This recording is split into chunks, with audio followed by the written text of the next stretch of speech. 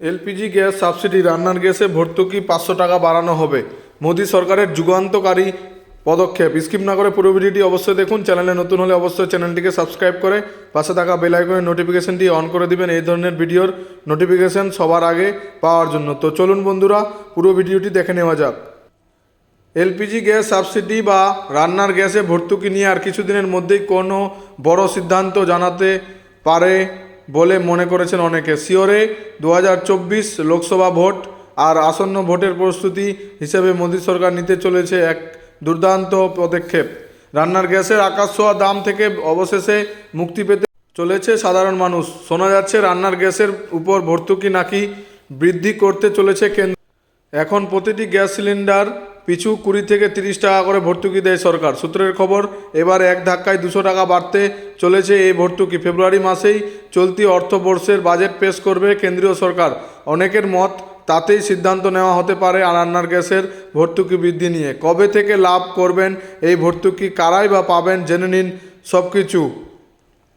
ক্রমাগত মুদ্রাস্ফীতির কারণে অন্যান্য পেট্রোপণ্যের দাম বৃদ্ধির সঙ্গে সঙ্গে মহার্ঘ হয়ে পড়েছে রান্নার গ্যাস। যদিও গত বছর অগস্ট মাসে কেন্দ্রের তরফে 200 টাকা কমানো হয়েছে এলপিজি গ্যাস সিলিন্ডারের দাম, তাতে কিছু মানুষ খানিকটা স্বস্তি পেলেও দেশের কোন কোন জায়গায় এখনও রান্নার গ্যাস আকাশছোঁয়া।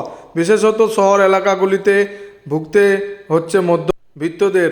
উল্লেখ্য, গোয়া এবং মধ্যপ্রদেশের রাজ্য সরকার বর্তমান লাডলি বহন যোজনার মাধ্যমে গ্যাসের দাম কমিয়েছে সেই সব রাজ্যে। এখন মাত্র 450 টাকায় একটি সিলিন্ডার পান সেখানকার গ্যাস উপভোক্তারা।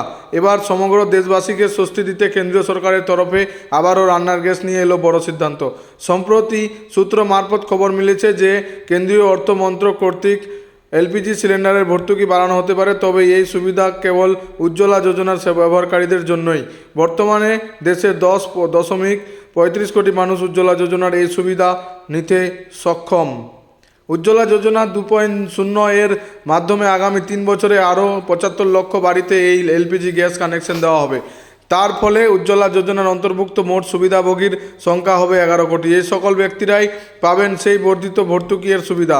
উজ্জ্বলা যোজনার উপভোক্তারা আগে 200 টাকা ভর্তুকি পেতেন একটি এলপিজি সিলিন্ডারের উপর।